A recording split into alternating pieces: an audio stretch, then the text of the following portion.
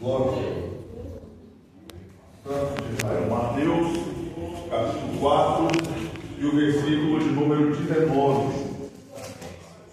Santo, santo é o Senhor de presente. Glória a Deus. Mateus 4, 19, primeiro livro do Novo Testamento. Glória a Deus. Evangelho de Mateus, capítulo 4, versículo 19, diz assim: E disse-lhes: Segui-me, e eu vos farei pescadores de homens. Agora, vamos lá no livro de Lucas. Aí, terceiro livro do Novo Testamento, capítulo 8, e versículo de número 39.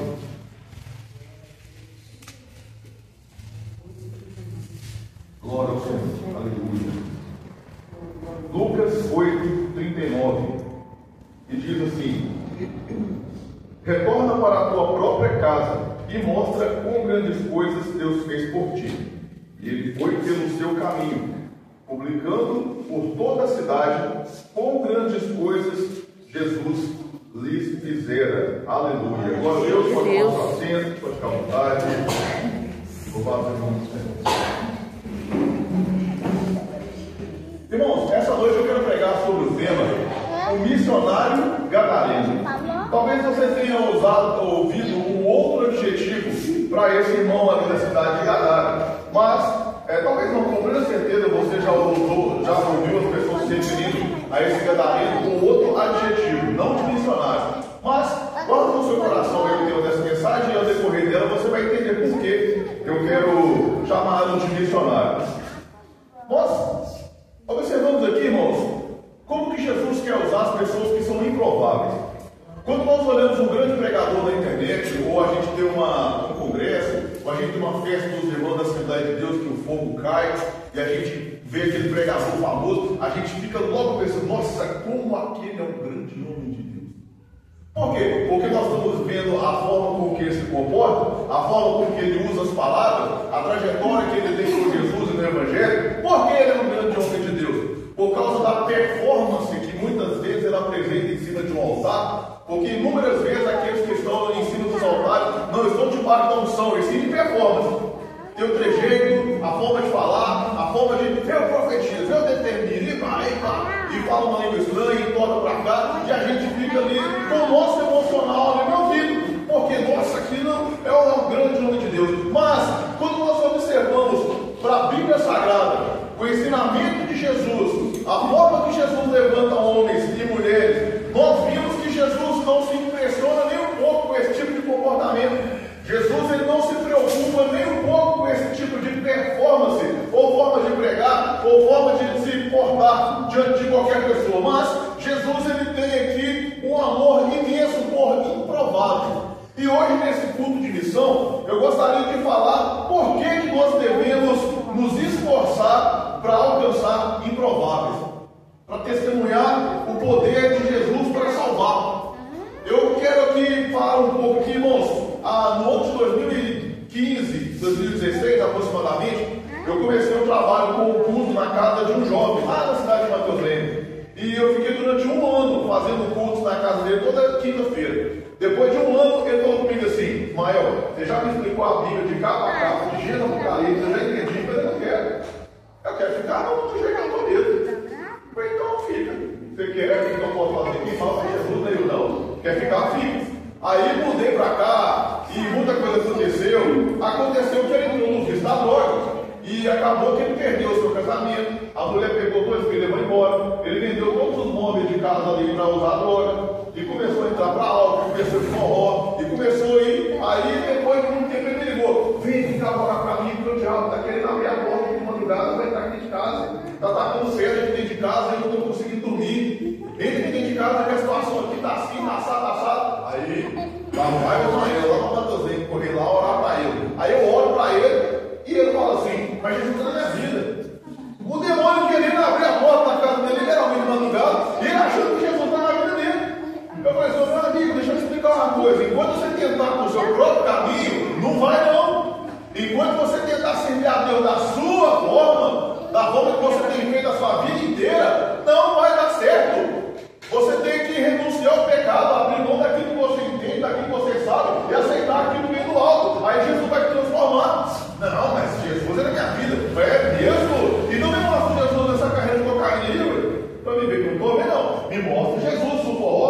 mostro Jesus nessa golaiada dessa panela.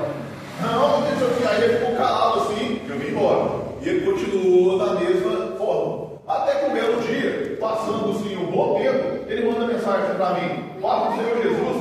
O quê? Como é que é isso? Pai do Senhor Jesus? Só que aí ele estava internado numa clínica de reabilitação lá em São João de Cima, chegando em Pitangui. Aí eu falei assim: eu estou indo em manhã. E foi eu, mas a minha esposa, nós fomos lá visitar ele, fizemos um grande trabalho ali para a honra e glória do Senhor Jesus, fizemos tudo para todo mundo, e orando lá, e capeta cai do lado, e capeta cai do outro, e os homens que eram os bravos, cheios de tatuagem, começam a chorar, outros mostram para a gente os pulsos cortados, tinha cortado na noite anterior, eu quero morrer, e cheio de cicatriz, todo lascado, todo amarrado de arame, e nós vamos ali pregando Jesus ali. Mas por que eu estou dando esse testemunho aqui? Porque esse engenho agora você pode ir lá, que ele está lá no comando do som, lá da igreja, lá em Mateus Leme. Mas por quê? É o improvável. Quantas pessoas falam comigo assim? Você é louco demais, rapaz. Você tem um ânimo na cadeia, você está vendo que ele não quer nada por Jesus?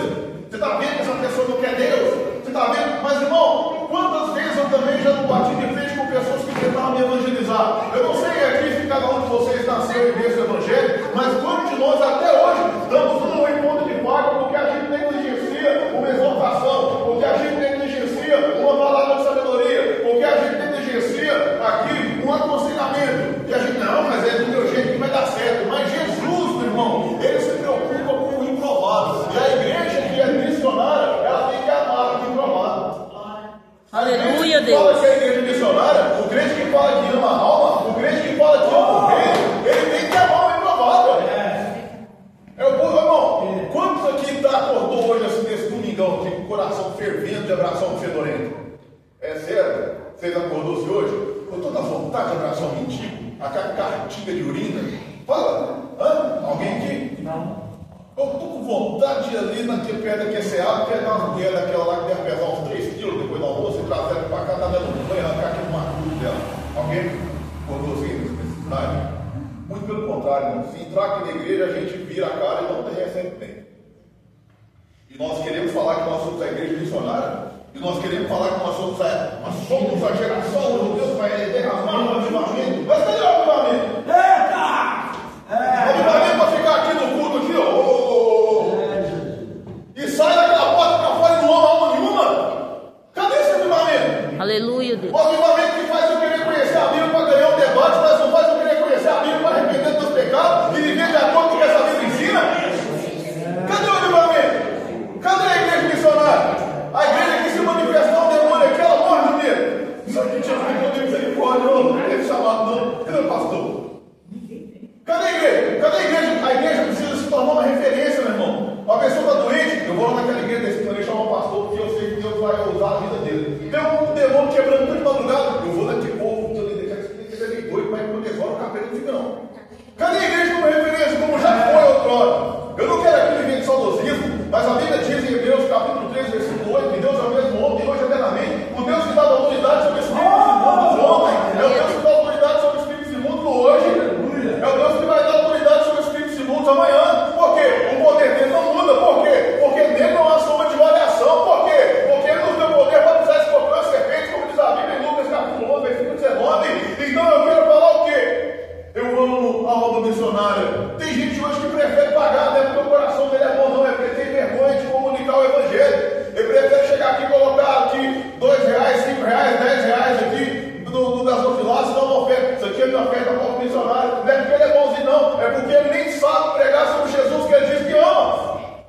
É porque ele está na igreja há 5, 10, 15, 20 anos e não sabe aqui discorrer o texto que quer. Eu amo Jesus, mas o livro que ele deixou aqui para que a humanidade fosse salva, ele não conhece. E nós somos a igreja missionária? Meu irmão, nós temos que olhar aqui o que Jesus fala, o que Jesus ensina, como Jesus trabalha. Por que nós temos que ter perseverança no evangelismo? Eu fiquei, eu moro aqui Betinho tem 5 anos, mas se quando todo mundo falasse para mim parar de evangelizar, para me largar e ir para um lado, eu tivesse largado para um lado para de evangelizar, talvez hoje ele tinha morrido. Porque ele chegou para mim e falou assim, no dia que eu fui para casa de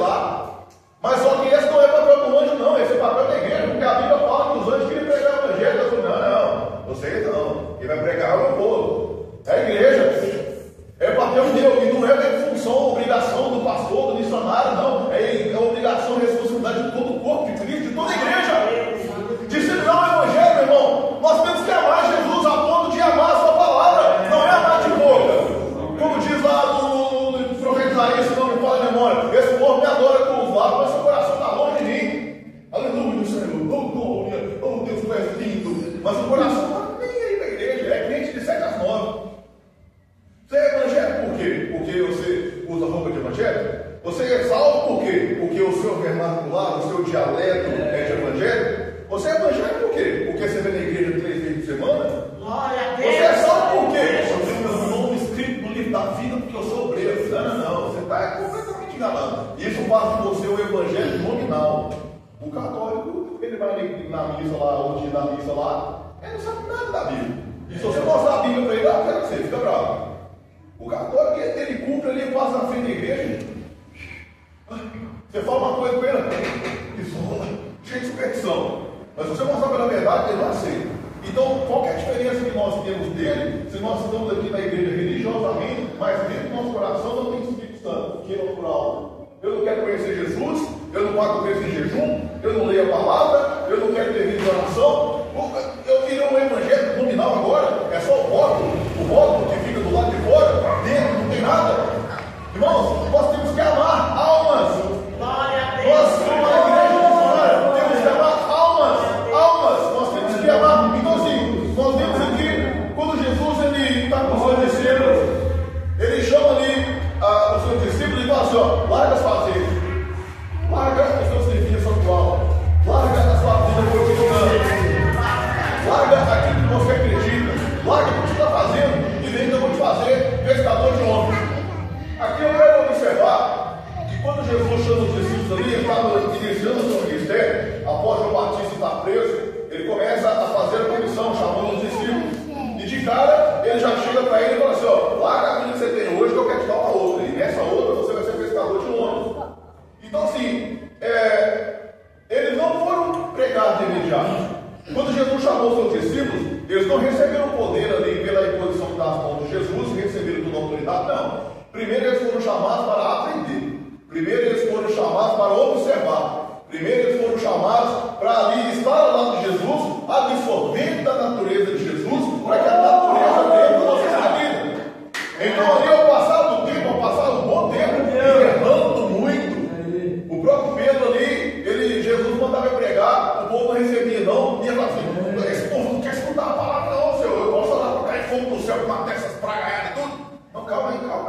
Não é assim não, rapaz. Eu não vim aqui para quebrar o povo, não. Eu vim para salvar. Calma aí, não é assim não. Calma. Não, mas o povo, eles não quis escutar a sua palavra. Isso aí tem jeito para não. Isso aí vai morrer na droga. Isso aí vai morrer no vício. Isso aí vai morrer rebelde. Isso aí não está querendo Jesus, não. Isso aí ele foi para a igreja para arrumar namorada, para arrumar casamento, para abrir quadro de emprego. Esse aí foi para a igreja para buscar bênção só. E a gente fecha a nossa boca para Satanás e a gente não quer focar ali no verdadeiro ensinamento de Jesus. O que é ser uma igreja missionária? O que é ser um crente do Espírito Santo? É ser comissionado para passar raiva. Não vem para a igreja que a sua vida vai melhorar e as coisas vão dar certo. Isso aí é evangelho neopentecostal. Vem para cá que se você está devendo, você vai ver empresário. Vem para cá, se você tem uma casa, se mora de aluguel, você vai ter casa para alugar. Isso aí é evangelho neopentecostal. Porque a Bíblia diz: todos aqueles que querem servir a Deus friamente padecerão perseguição. Vai receber abração, é perseguição. Há uns anos atrás, um pastor falou comigo assim, lembra que eu lembro? Ô pastor, que bom que aqui no Brasil não tem perseguição. Eu falei, lógico, não tem profeta. Vai para a praça e não começa a apontar o dedo aí no nariz dos outros assim, ó, seu pecado é esse, seu safado. Você arrepende, senão o machado está posto à raiz. Cuidado, não produz nada, é arrancado. Você quer se pagar essa pedrada rapidinho? Começa a ir para a igreja e falar assim, você vai, outra vez que não tem perseguição. Só não há perseguição onde não há evangelho pregado, não. Esse evangelho fala assim, ó, Deus está me mostrando aqui 10 pessoas que vai contribuir com você. Aí daí 2 minutos, mas pode ser 50 também, se você não tem 100, sabe? Você não vai ter perseguição, não. Agora, o evangelho que fala que todos nós pecamos, destituídos, fomos da glória de Deus, nascemos condenados para o inferno, não foi para o céu, não, foi para o inferno, e precisamos renunciar ao nosso pecado, receber Jesus como Salvador, para nos tornar nova criatura, nos encher do Espírito Santo. Esse evangelho é espinhoso, ninguém quer ouvir. Glória a Deus. Esse evangelho é difícil, por quê? Porque esse evangelho ensina que você tem que perdoar seu irmão. Ah, mas você não sabe o que é feito comigo? Não, pastor, eu não sei não.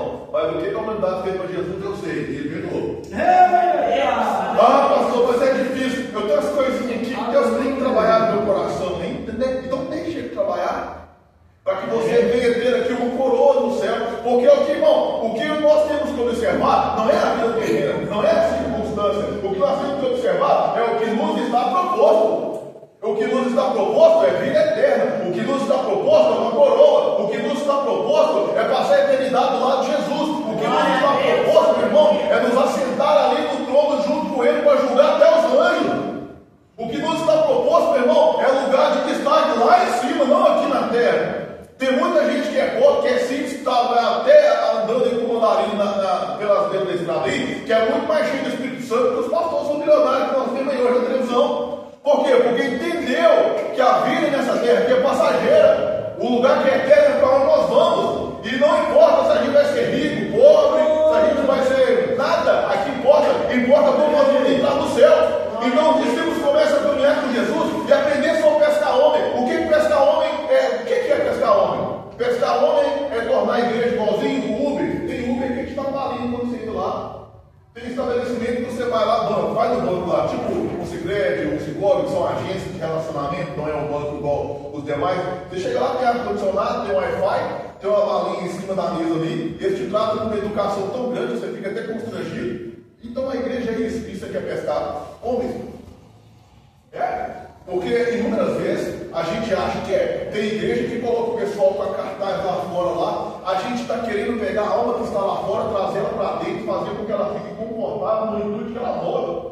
Mas por quê? Para aumentar a frequência do culto. Mas se eu chegar para um pecador e falar assim, ó, você está indo condenado para o inferno, mas se você chegar aqui hoje no altar, abandonar seu pecado e nascer de novo, você vai ter seu nome escrito na vida e vai começar vai ter seu nome escrito no livro da vida e vai começar a caminhar rumo ao céu. Essa mensagem é espinhosa e ela traz desconforto. O evangelho precisa trazer desconforto. Porque se você está na lama e se sente confortável, você vai continuar sujo, meu irmão. Não, você vai continuar na igreja aí que aos pouquinhos Deus vai trabalhar nessa vida. Pera aí, meu irmão. Eu já pensei por várias vezes que para eu ser liberto de algum pecado meu, de alguma coisa minha, eu ia ter um encontro espiritual, onde Deus produziria alguma coisa na minha vida e iria girar uma chave, e Deus seria automaticamente liberto daquele pecado. Não é sempre assim não, meu irmão. O pecado, para que nós venhamos ser libertos, é necessário que nós nos posicionemos. Não, eu entendo pela palavra que isso é pecado e não vou fazer. Agora é fácil? Não. Mas, se você for cheio do Espírito Santo, você vai conseguir. Se nós buscarmos uma vida cheia da palavra do Espírito, nós vamos conseguir. Por quê? Se eu ficar aqui absorvendo palavra, eu vou me tornar um filósofo. Eu vou conhecer a palavra para defender uma filosofia. E evangelho não é filosofia. Evangelho é espiritualidade. Nós temos que ser espirituais. O Espírito tem que habitar dentro de nós. Então os discípulos agora, eles começam a entender o que é ser pescador de alma. Ser pescador de alma é você pegar uma pessoa ali que está depressiva. Irmão, uma pessoa que ela está na prostituição, você pode ter certeza que ela é uma pessoa extremamente depressiva.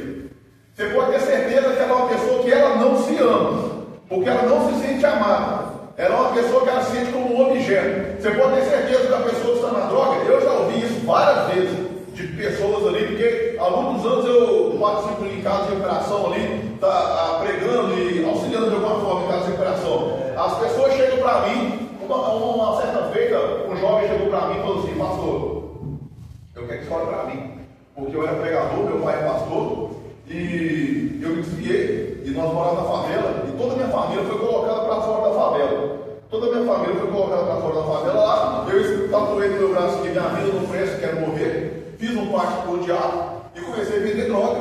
Aí uma mulher grávida de 8 meses estava me devendo droga, eu dei um tiro na barriga dela, matei ela e ia beber. E desde de pra cá eu não durmo mais. Bom, eu conheço uma infinidade de pessoas que iam falar assim: tem que se lascar o negócio assim. O nosso olhar humano, ele nos impele, ele nos impulsiona a falar assim: isso aqui tem que ficar aí, morrer mesmo, porque olha o que ele fez. Mas só que Jesus olha para cada uma dessas com amor. Então eu vou dizer assim, irmão, eu não sei que pacto você fez, o que eu sei é que o meu Jesus quer um pacto. Então nós vamos orar aqui agora. E quando nós começamos a orar, o demônio manifestou de uma forma terrível na vida dele assim. E eu falei: sai, Tiago, no nome de Jesus, e repreendemos aquele demônio ali. Nós vamos orar para Jesus, te renovar. Bom, eu quero que Deus me mate agora, se eu estiver mentindo, que eu estou te falando. Porque a gente escuta tanta história da igreja lá que às vezes é difícil a gente acreditar. Mas em um segundo ele estava demoniado. E momentos depois nós oramos, ele foi renovado com o Espírito Santo. Por quê? Porque Jesus ama os improváveis. Agora,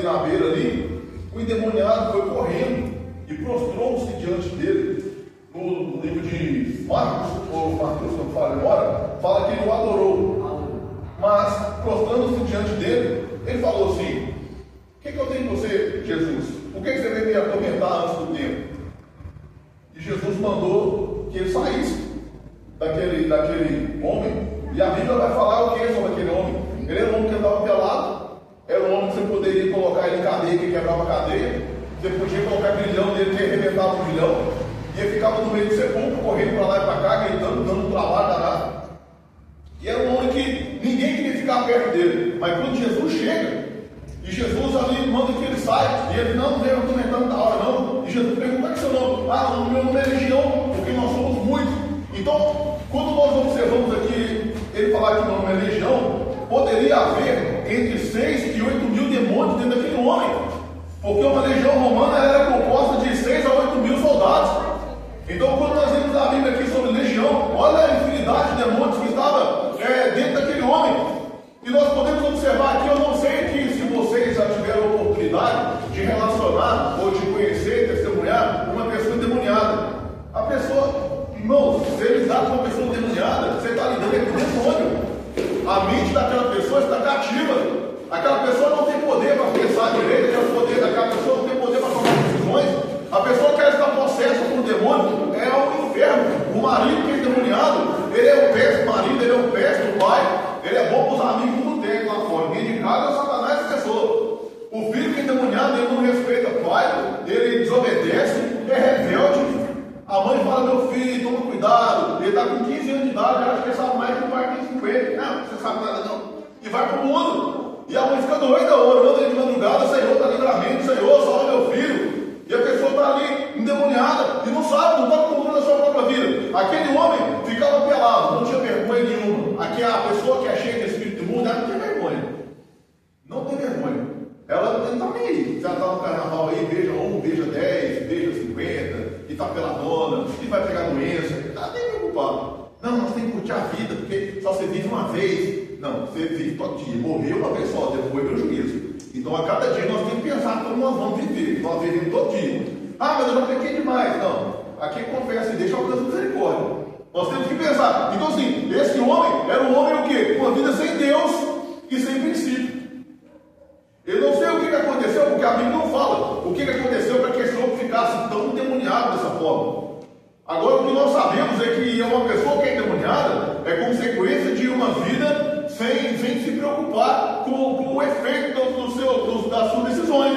Ah, hoje eu vou beber. Ah, hoje eu vou me entregar para a pessoa ali. Ah, hoje eu vou fumar. Ah, hoje eu vou fazer aquilo, eu vou roubar. Mas amanhã? Não, amanhã depois nós vemos isso aí. E nós abrimos portas, as pessoas abrem portas para demônio. Esse homem não tinha princípios. Esse homem não se pautava com princípios.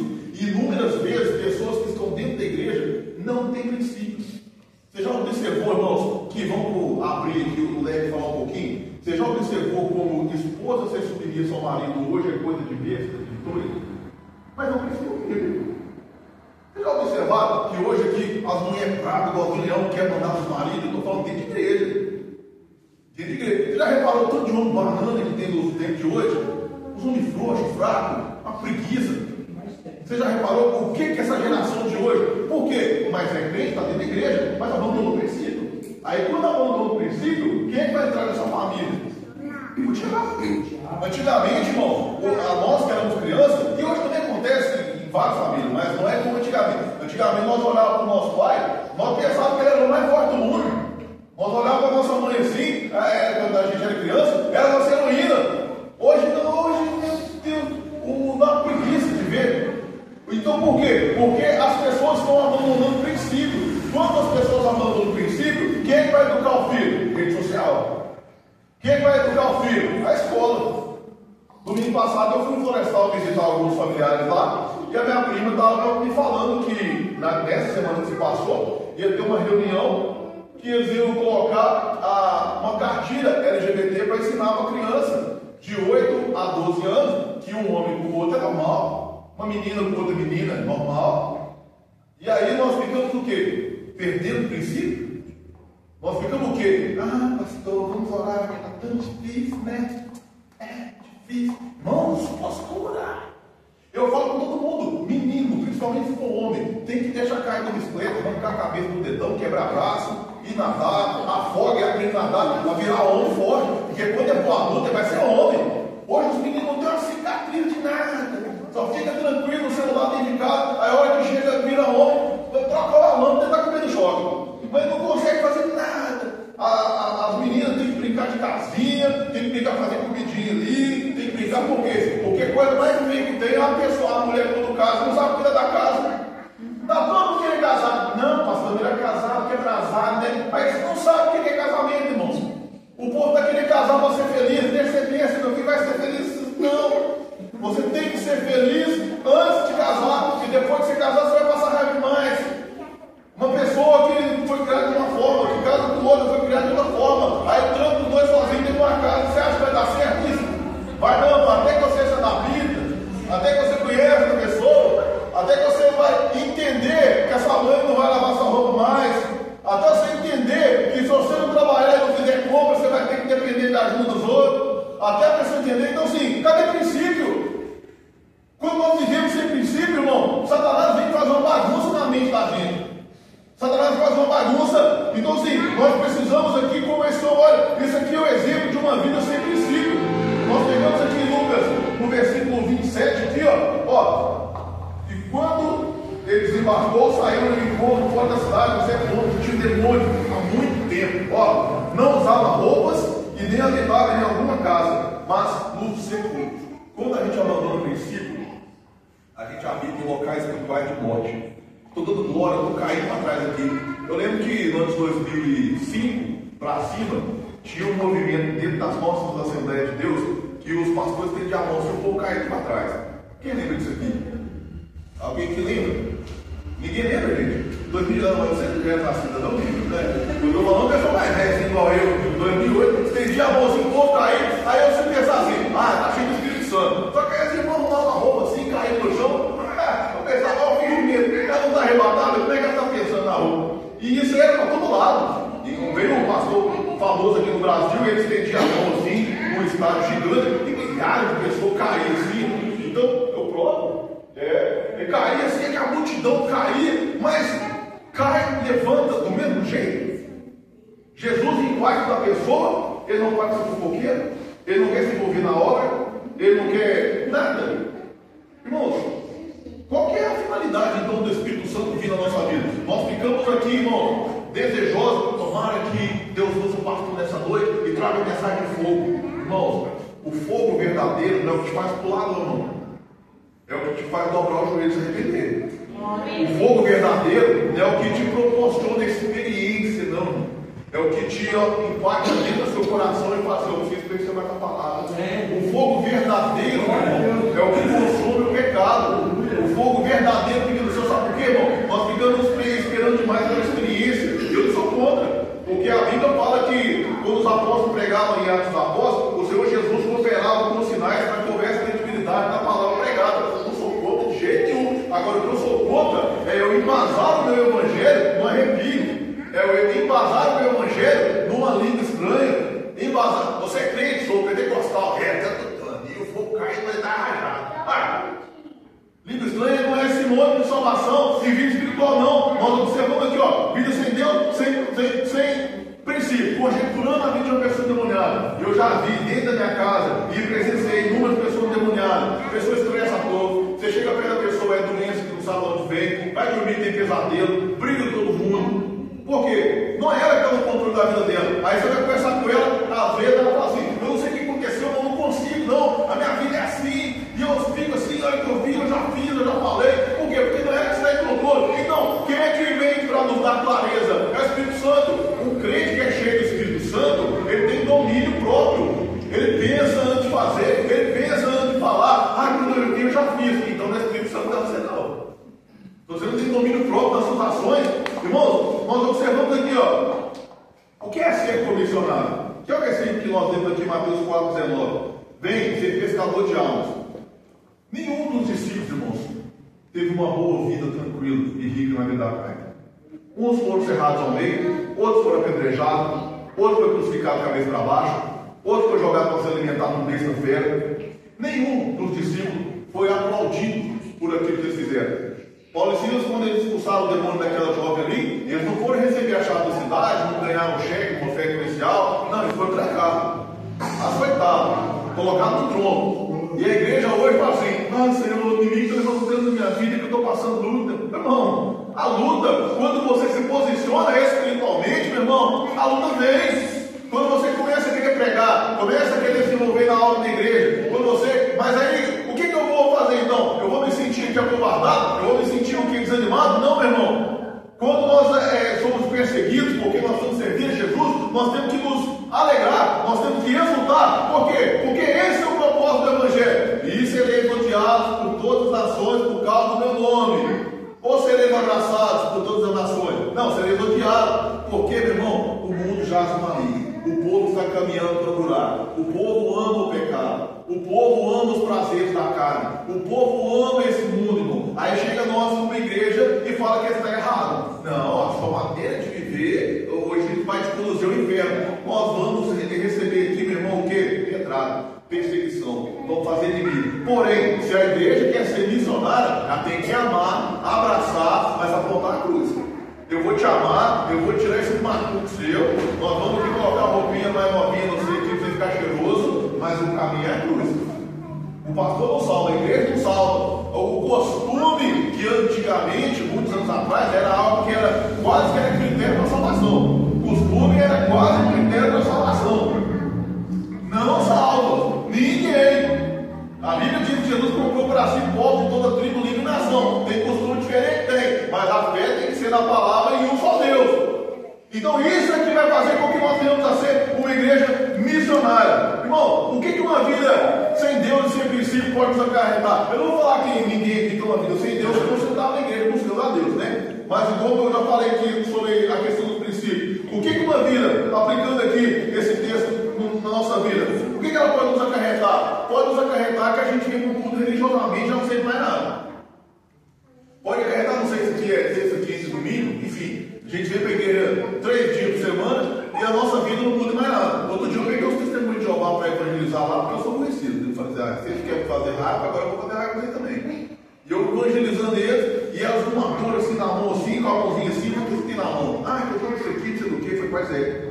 Você acredita que na Bíblia fala que Deus é socorro bem presente para o culto? Acredito. Então cadê Deus na sua vida que eu não estou vendo? E na hora que eu cheguei para te evangelizar aqui, se eu chamar você para orar, você não quer. Se eu falar que eu vou orar para você que agora Jesus pode curar sua enfermidade, você não sei. Então cadê esse socorro bem presente para logo? Deus é socorro, eu não posso nem orar para ele tirar minha dor? Que socorro é esse? Então assim, vida sem princípio, irmãos. O que isso pode nos acarretar? Pode acarretar que nós devemos ter uma vida amargurada. Nós precisamos, irmãos, buscar a ter uma vida em Deus. O que é ter a vida em Deus? É crente 24 horas, irmãos. Está lavando louça, crente. Está no trabalho, crente. Está no meio social de amigos, seja lá, qualquer coisa que ele estiver fazendo. É crente. É crente. Não é crente que você já, eu vou colocar essa roupinha aqui, mas comportado, e você quer roupa de uma igreja. Não, meu irmão. Você se veste comportado porque você é crente. Em todo o tempo. Lá na igreja, lá, tem uma jovem lá que canta, dança, aquele negócio. Entra na rede social dela pra você ver, você fala, você não é crente, não. Se veste de qualquer forma. Irmãos, nós estamos cercados de tão grande dor em testemunha, porque nós temos que nos comportar. É o que a Bíblia ensina. Nós temos que aprender que nós temos que ser crente em todo o tempo. O que está em risco? Uma vida sem Deus, o que está em risco? Você pode ser dizimista, você pode cantar, você pode pregar, você pode ensinar na escola dominical, falar língua estranha e acordar no inferno. Misericórdia, pastor. O que está em risco é a sua salvação. O que está em risco, meu irmão, a eternidade do lado de Jesus. Agora eu te pergunto, vale a pena?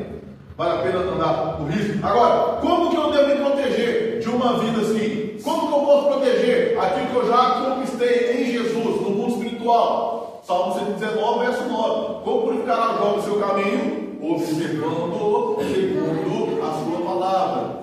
Mas se eu não conheço a palavra, como que eu vou observar a minha vida segundo ela? Irmão, para quem é casado aqui há muito tempo aqui, ó, se o seu cônjuge soltar um peito, você fala assim, você conhece o peito dele? Ah, cara das irmãs ali, ó, você vê. É assim que funciona. Mas o Jesus que nós falamos que ama, nós não conhecemos, irmão. O Jesus que a gente fala que vamos morar na eternidade do lado dele, o povo não quer conhecer, irmão. Ah, é porque você tem tempo, eu não tive tempo não. 10, 20 anos na igreja, não tem tempo para conhecer o Evangelho, irmão. Nós temos que proteger, irmão, a nossa riqueza que está no céu. O tesouro que está sendo acumulado no céu tem que ser protegido como? Colocando, meu irmão, a nossa vida de acordo com a palavra de Deus. Outra coisa aqui, na questão do discípulo aqui, como que eu devo aplicar? Como que eu devo proteger o meu chamado, a minha unção, a minha vocação? Eu preciso permitir ser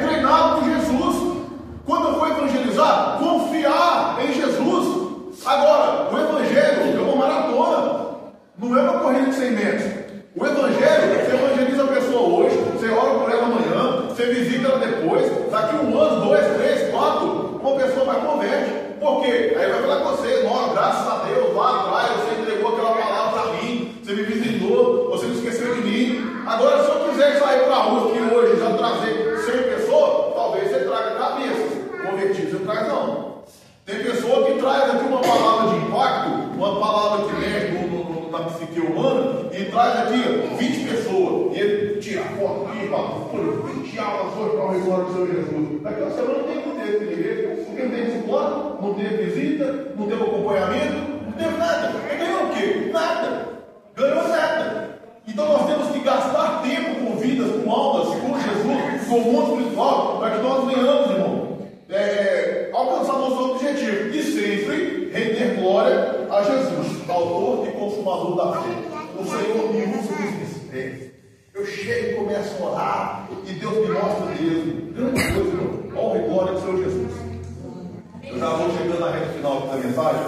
Há muitos anos atrás, 11 anos atrás, eu pastoreava uma igreja num vilarejo lá no Serra Azul, bem pequeno lugar. E o povo lá, eles não iam para a igreja para pedir uma oração, nem nada não. Eles chegavam lá doente e falavam assim, ô pastor, eu fui no primeiro para curar meu pé, não curou não, vem cá porque o senhor cura. Eu falei, eu não vou curar você não.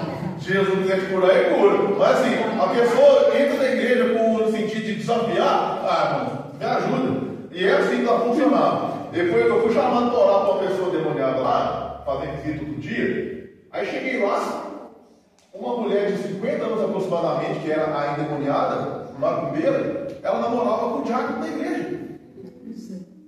A macumbeira. E o diácono lá, agarrado, perto namorando. Você tem condição de um negócio desse? Irmãos, nós não podemos ser crentes nominais. Mas enfim, chegando na casa de uma outra família lá, que foi lá que pediu alguém para me pedir oração, já não dormia mais. Aí ela falou assim, fala o pastor lá em casa orar, que eu estou passando por isso. Vamos resumir aqui que a hora já foi.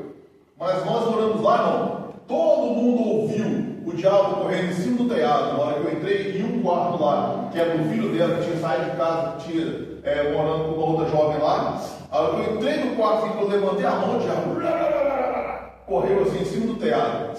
E todo mundo ficou assim, paralisado, aquela coisa assim. E nesse momento, o que nós podemos fazer, irmão? Se você não confiar em Jesus, você vai correr. Eu não sei aqui. Alguém que já sentiu a presença do diabo? Alguém que já sentiu? Ninguém? Então, não queira.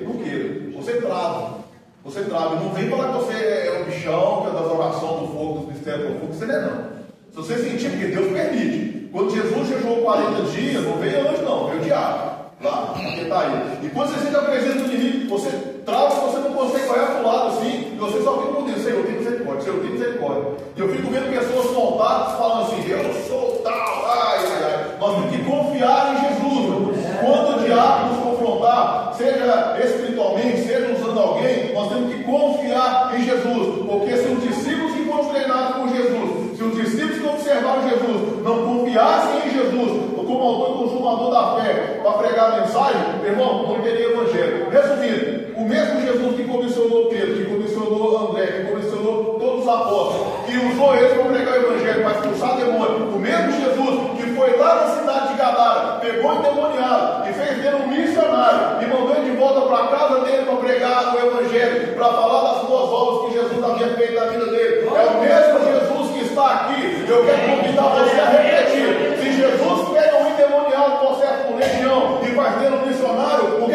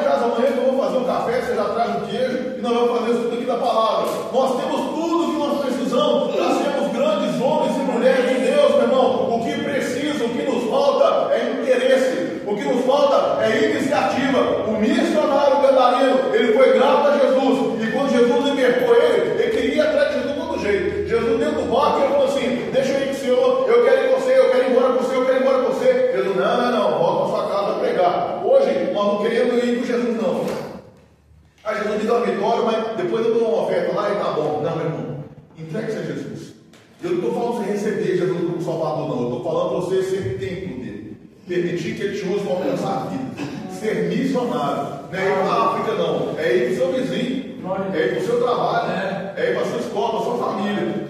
Seja missionário. A hora chegou, eu fico por aqui. Eu quero convidar você de pé para ficar de pé, para dar uma breve oração. Já devolvendo aqui o microfone.